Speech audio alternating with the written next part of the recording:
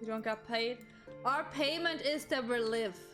That the world lives. So we gotta start with this group here. Yes. Hitting the books. Let's not hit books. That's not nice. An unsettling change has come over Shalyan, but together we will drive the underlying cause for the forum's callousness. As I mentioned before, however, questioning the consuls directly is a fruitless endeavor. They seem to have already came to a consensus as to what and how little they are willing to divulge. Which is why I began scouring Shalyan's archive of historical records for any hint of connection to the final days. Suffice it to say that the progress has been slow. There are only so many dusty pages one can skim in a day, but now that I have this band of willing reinforcements, the said should proceed all the swifter. Let us reconvene outside Newman, shall we? Exit the annex to the right, and you'll find the archives on the west edge of the woods. Okay. And we also sometimes get cookies. And very plain bread. We also got very plain bread once one. So, where do I go? Over there. This way it is. Tap, tap. Oh god, I have to collect fly things again here. Oh. It's okay, it's fine.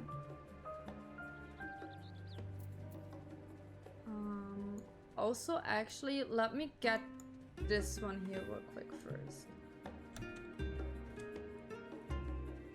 Before anything else.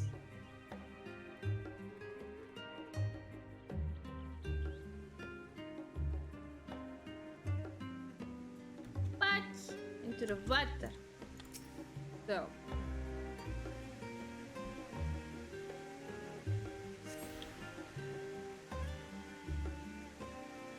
You have tuned to all the shards at Shalyan. Awesome.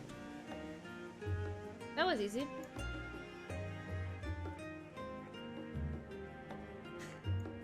Yeah, the ether currents are the only thing that I'm just like, it's okay, it's fine.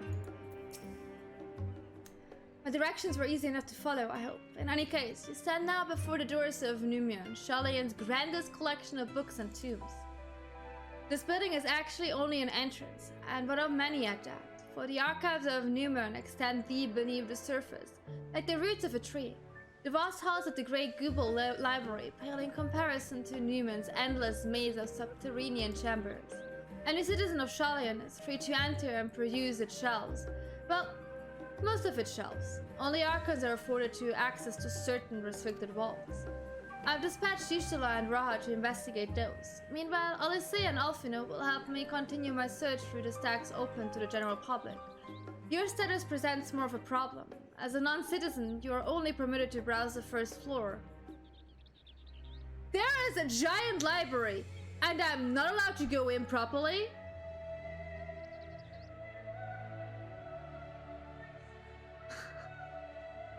I am.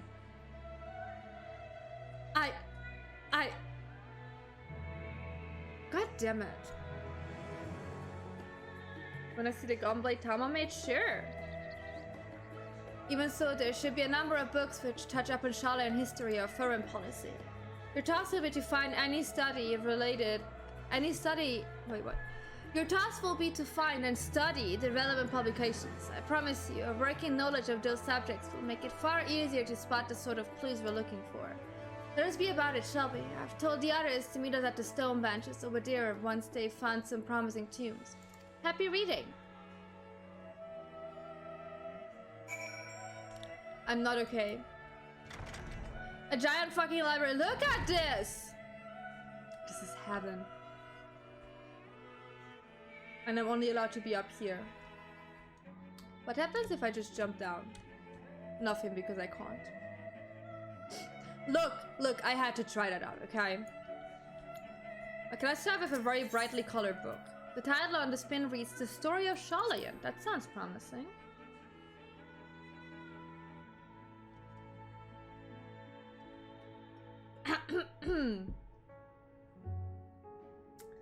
Long, long ago, on an island in the Northern Sea, there lived a rogue man by the name of Nunkrap. Nunkrap was a student of astrology, and he divided a flood of terrifying proportions would soon sweep over the lands of Eorzea. Hi, Lunef. So it was that the build of a gigantic ship assembled a crew and set sail for that imperial realm. Why are you laughing at me? Tama. The fleet arrives as foretold. To the horrid, strangely churning waters drove the people towards the ocean. It was there, however, that Nunkrap's crew hauled them aboard his ark. Wait, why am I reading Noah's Ark story? What?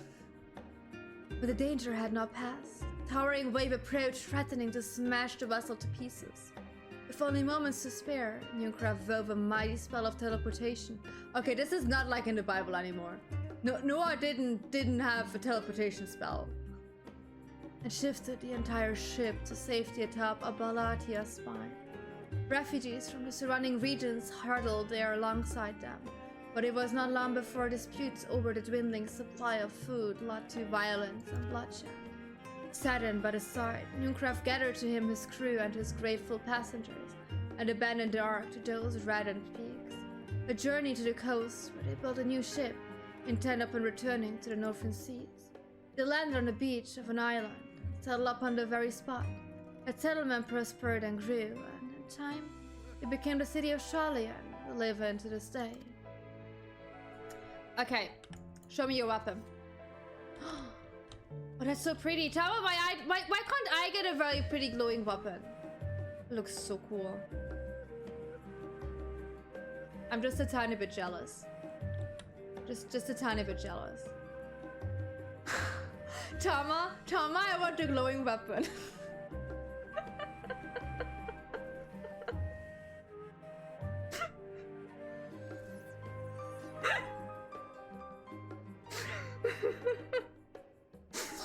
Okay, back to reading stories.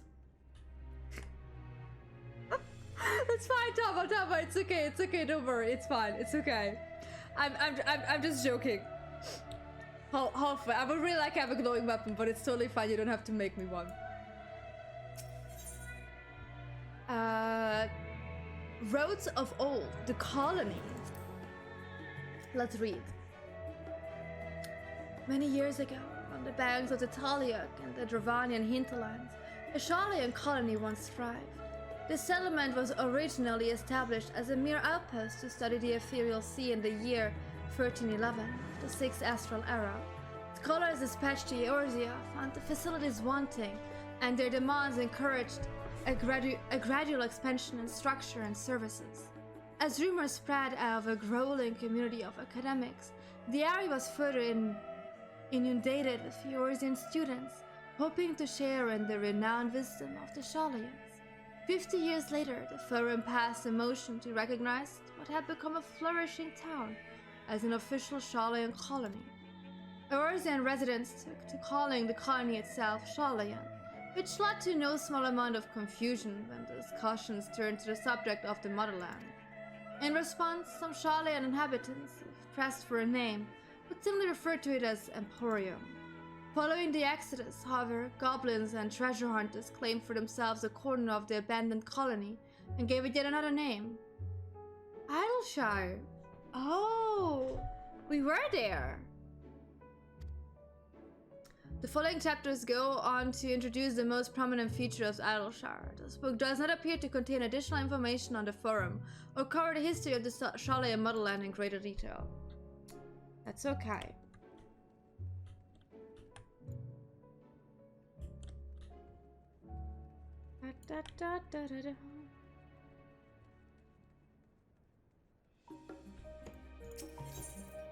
The voice of a growing city. In the years which followed the founding of Shalyan, civic policy and other matters of import were decided at the Ecclesia, a public forum at which every citizen was eligible to speak. As the city population grew, however, this format became increasingly impractical. The larger number of participants gave rise to ever longer debates, resulting in significant delays of vital resolutions. Various measures were introduced in an attempt to curtail productive discussions, but in the year 201 of the 6th Estral era, it was ultimately decreed that Caelynx would transition to a new form of governance. How old is Caelynx? Because the other book said a colony was made in the year 1113 or something. That's a really long time in between. To which the nation would now be led by a body of 99 members, citizens chosen from amongst their peers by means of a nationwide vote. This was the forum as we know it today, conceived and created. Okay. So they haven't really updated the forum in like at least 800 years. A blue covered book. And introductions to the heavens. Okay. Have you ever gazed at the skies above and contemplated the mysteries contained therein? I speak not of shifting cloud patterns, but of the vastness beyond, of the sun and the twinkling tapestry of the night. Some think the dome above us to be a finite space, yet amongst the leading thinkers of our age, one scholar has depictions of a boundless sea of stars has firmly taken root. Alas, this heavenly sea remains an unreachable, unknowable destination. There are few, indeed, who can explain, in satisfactory detail, why our own star is believed to revolve around the sun. It was the technologists of Alec who came closer to the understanding the laws which govern the starry abyss. It was they who launched the lemma and sought to expand beyond our earthbound existence. Having read of their ancient ambitions, I wonder, has your interest in this flat of study waxed or waned? What if I were to tell you that the eternal constellations were arranged differently in the distant past, that the positions continue to shift almost imperceptibly, but measurably as we journey into the future? Would it shock you to learn that the stars drift further and further apart, and may indeed do so forever? Are you eager to learn more? I want to learn more! No, wait! This book seems really interesting. I do want to learn more. This book is on the wrong subject. No, this is on the perfect subject. Search for works which contain details on the firm. No! I want to know more about stars.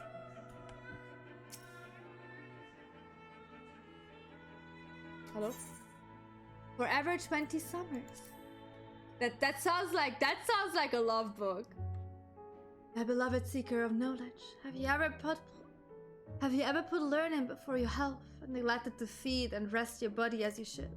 I, too, once engaged in such foolish practices, but one night, engrossed in philosophical study, I had an epiphany. For all the world's mysteries that drive us to reckless abandon, we have so very few years of life in which to achieve our goals. Thus do I share with you this mantra: I am forever 20 summers young. Okay, it's not a love book, never mind. It's not a romance book. The number itself is unimportant. It could be 19 or 23 or 40, whatever age you are when you discover this manual. Let that be the age you aspire to remain. Through mindful, helpful living, will you extend the time available to spend upon your chosen research. Another day, another moon, another summer, to grasp the greater truths you pursue. In the pages that follow, we will explore the secrets of maintaining one's physical condition from a biological, ethological, and arcane viewpoint. Wait, this is important! Tell me how to keep young!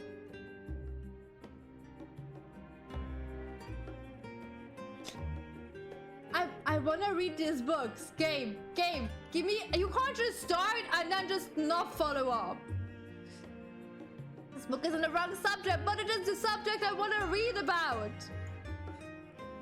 Okay. No forever young theory for us. That's okay. Stewards of Wisdom. What's this one about? During the chaos of the Sixth Umbral Calamity, Caelynx, founder of Caelynx, bore witness to the madness and savagery of men brought to the brink of despair. Upon raising a settlement on an island in the northern empty, he instructed his people thus: renounce the ways of war and pursue enlightenment through knowledge and reason. The Caelyans took to heart the words of their savior, and thenceforth served as stewards of wisdom. Upon a foundation of accumulated learning, they built a homeland unlike any other, a nation born from strength of minds rather than strength of arms. With knowledge of economics came shrewd trading. With knowledge of agriculture came bountiful crops. Engineering brought wells and sewers, ending squabbles over water. Wealth of expertise would be bartered for wealth and coin, and the more their wisdom spread throughout the world, the more mankind as a whole would thrive. And so it was that, no matter the trials and tribulations of the age, the citizens of Caelynx would live by their founder's teaching. For the sake of a better tomorrow, for the sake of a brighter star, they would eschew the tools of war and with knowledge deliver the world. You have gained a fundamental understanding of Caelynx history and the foundation of the Forum. Had a time to run. No, wait! I wanna read more! This is my place! I wanna read more! You can't just lump me into a library and just expect me to leave? Excuse me? Do you know who I am?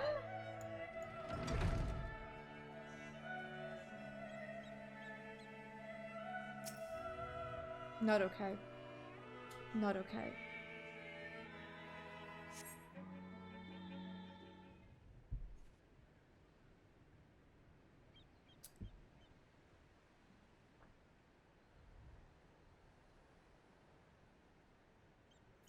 Sorry, were you waiting long?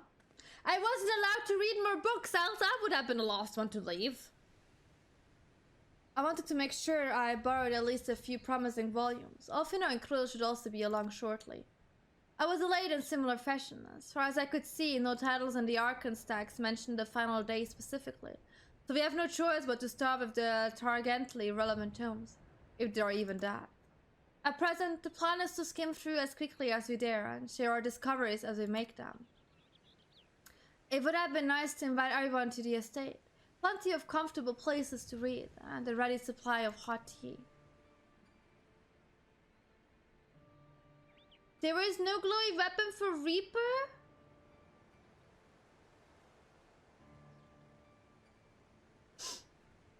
I feel bullied. I want a glowing weapon for Reaper. Who decided that? Oh, I always quite fond of reading outside. But it's not about the little pleasures, is it? You miss your home. It's been difficult. After our arrival, we managed to speak with one of the family's servants and ask how things were. It seems our dear father has instructed the staff that even if Ulfin and I were to return to Caelynx, we are not to be allowed across the Wow. What is wrong with the dead? Grounded, but the other way around. A harsh measure indeed. I hope that our efforts to understand his position and that of the Forum will perhaps lead to reconciliation. We'll mend this rift off one day, I'm certain of it. He's just grumpy. What? No, he is a really, really, really bad parent. And what of you, Graha? Have you been to visit your family? Or do they not live here in the city? Well, my situation is also somewhat complicated.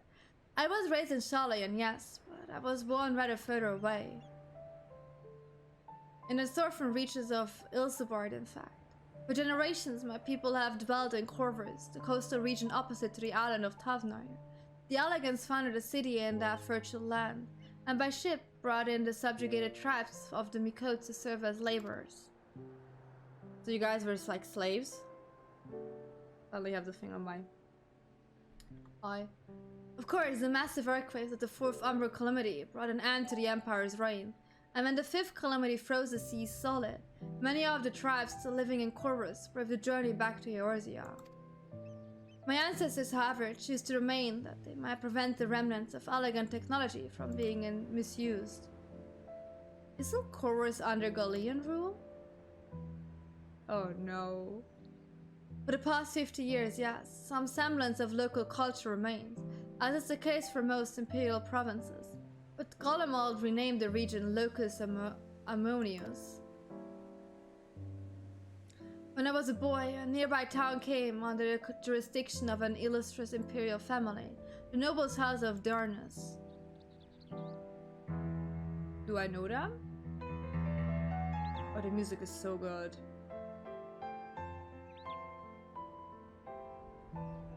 Sorry. I'm getting distracted by the music. That's at the start of everything. I'm getting distracted of music. Hi, Dragon. Welcome. I'm just gonna vibing music. It's so good.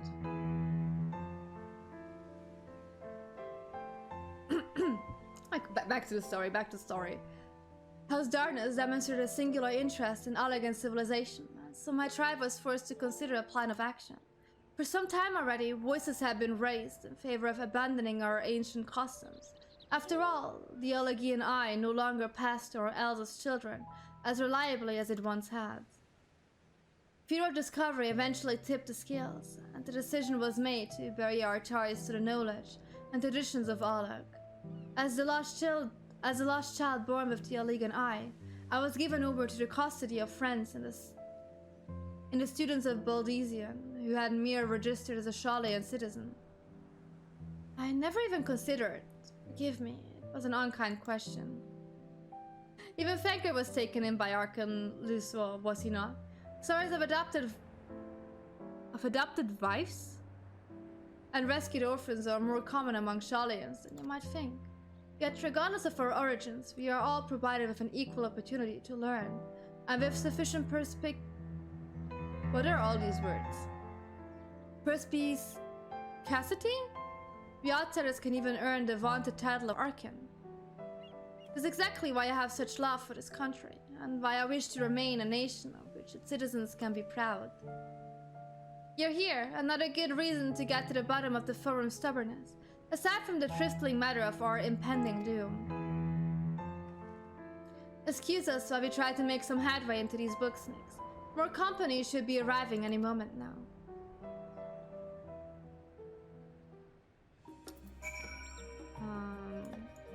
I was like, are you just disappear? Look at them reading. There are other better suited to poring over old history books, so I thought I'd try my luck with more recent events. If I can find anything to better inform the forum's baffling behavior. What else do I know of Corvus? Precious little, I'm afraid. I've never returned to Master Galoo first brought me here. I can tell you that Corvus rebels still seek to slip the yoke of their imperial masters, though the fight is far less fierce than it once was. Oh, and they even have carpets. Flying carpets. The legends are quite extraordinary. What do you mean, flying carpets? Elaborate on that part. I want a flying carpet. That sounds so cool. Just imagine flying around on a carpet.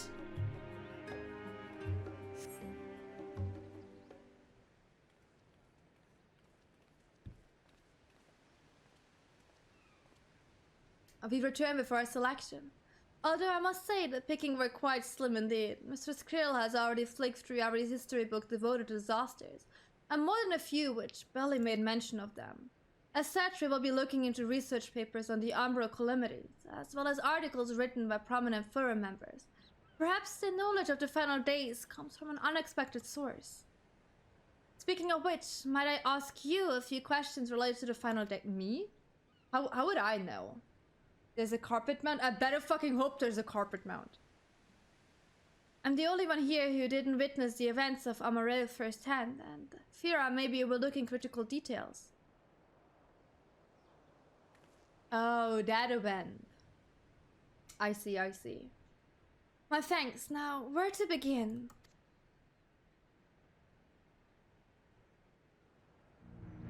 First things first, what kind of phenomenon did the ancients encounter as the final days drew nigh? I have to answer that? Okay. A complete destabilizer of creation magic. Primals of unrivaled power summoned from the ether. The worst kind of phenomenon you can imagine. The primals were summoned from the ether.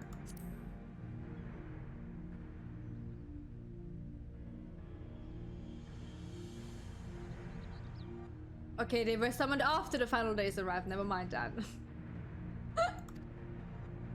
I thought they were summoned for the final days, so that the final days do not happen. If we are speaking of phenomena caused by the final days, the chaos of creation magics run rampant. They did? Look, I would have not chosen that one. Is what first comes to my mind. Fear and despair manifested in terrible, tangible fashion. The media's raiding? Were the magics running rampant? I'm sorry, I would have not combined those two things. Fire erupting from the ground. Indescribable abominations prowling the streets. Okay, I see. So, natural disasters is the magic running rampant. Okay. That more or less aligns with my understanding. If only the arts of creation had survived until the present day, we might have had something substantial to analyze. To the best of our knowledge, however, those techniques were not preserved or passed on. Ishtal surmises that the closest known magic is that of the summoning rituals promoted by the Asians. Was there aught else of note which headed the approach of the final days? The entire star was engulfed by disaster all at once. I mean, didn't we just have the natural disasters? The say began with a keening sound from the land itself.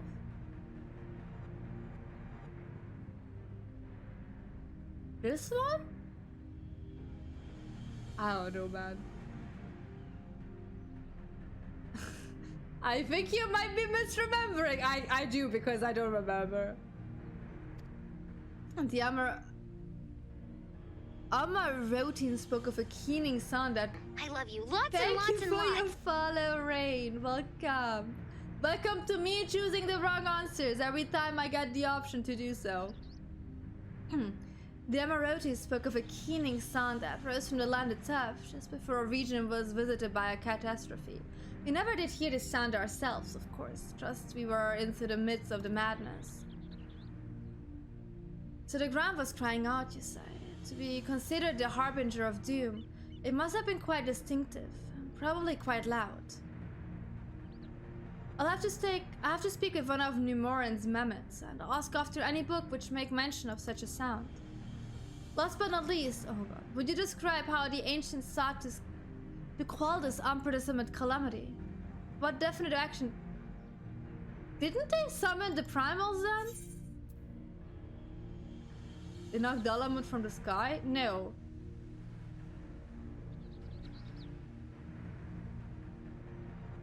Zodiac. Zodiac was the first one. Zodiac was the first one. He kind of saved the planet, but he took always more.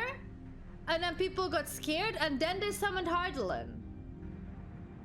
Like, if we go by 1, 2, 3, it's probably this, but I don't even know who Dalamut is. So I'm going with the summoned Zodiac. Please. Wow! I choose one correct answer. Me on every test in school. Please let it be that one. Dalamut is a red moon that contained... Oh, okay, yeah, that's the thing that we have now, isn't it? The red moon. Yes, the Philodor was serving as his heart. So many gave themselves in sacrifice to bring him into being. We don't know exactly how Zodiac brought salvation to the star, only that by his godlike will were the laws of nature set aright. Then, once the balance was redressed, the ancients offered up a further sacrifice to heal the ravage of the final days. Life sprouted anew, and it was these fledgling souls they intended to render unto Zodiac. A trait that would have allowed them to resurrect the shades of loved ones absorbed by the primal. Or might have, had Renard and her fellows not manifested their opposition in the form of Hydaelyn. Thank you, both of you, for the detailed... Yeah, I I 100% gave you completely correct answers all the time. Absolutely. Yes. I feel much more confident now in my understanding of events. With all that freshly in mind, it does make me wonder what the Telephoroi truly mean when they speak of bringing back the final days. You've seen what they're doing with those towers of theirs. Is forcing people to summon primals a kind of catalyst? Are they attempting to mirror the conditions caused by unstable creation magics? Or are they simply using the final days as a figure of speech? A convenient metaphor for the scale of destruction they plan to unleash? But this is all just pointless conjecture at this stage. Let us turn our attention to the forum, shall we? We should keep an eye out for Ishtalop, but this time we begin studying these research papers. Okay, where are you sitting? Furlow's over here. Hi. It really is comforting to have all these dedicated assistants on hand. Right then. Enough chatting. More reading. Aww. He's so tiny, his feet don't reach the ground. Let me see if mine reach the ground. Barely. I'm barely touching it. Many forum members are also researchers or professors. If they are of the final days, then that knowledge might surface in their writing. That is my hope anyways. Okay. Ishtal is our last hope. She's our last hope that she finds something.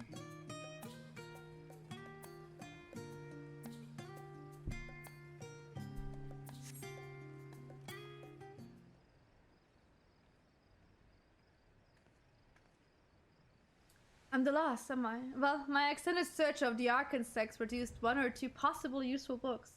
But I wouldn't get your hopes up. If you recall, Rianger learned of the source reflection from the Garun oracles. For its potential to cause panic and confusion, a tomb was deemed apocrypha and sealed away in the Great Google Library. It's even less likely that knowledge of the unsundered world, not to mention the horrors of the final days, will be left sitting on a shelf of uncurious color to find. It stands to reason then that my colleagues, by the Archons or Consulars, should be largely ignorant of the subject. Yet, when you confront Master Fortunald with knowledge of the Telephoria and their machinations, he scoffed at the suggestion that they pose a threat. He seemed adamant that the Forum would know if the final days were truly upon us, which only supports the conclusion that whatever privileged wisdom is gilding the Forum's behavior, it is being kept secret from the rest of the nation.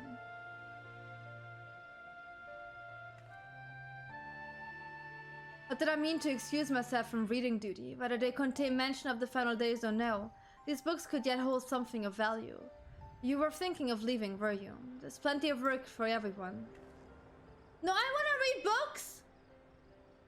The one thing I'm good at is reading books! Please! Let me be helpful once! You labor for what feels like an age as Ishtal researcher's assistant.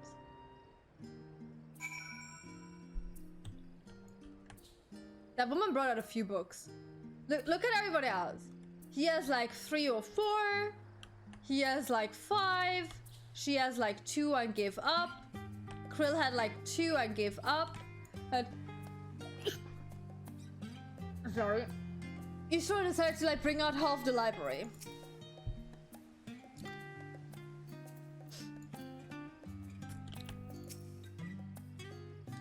Oh dear, you look exhausted. But what about your studies? Were you able to find any books on the subject I mentioned?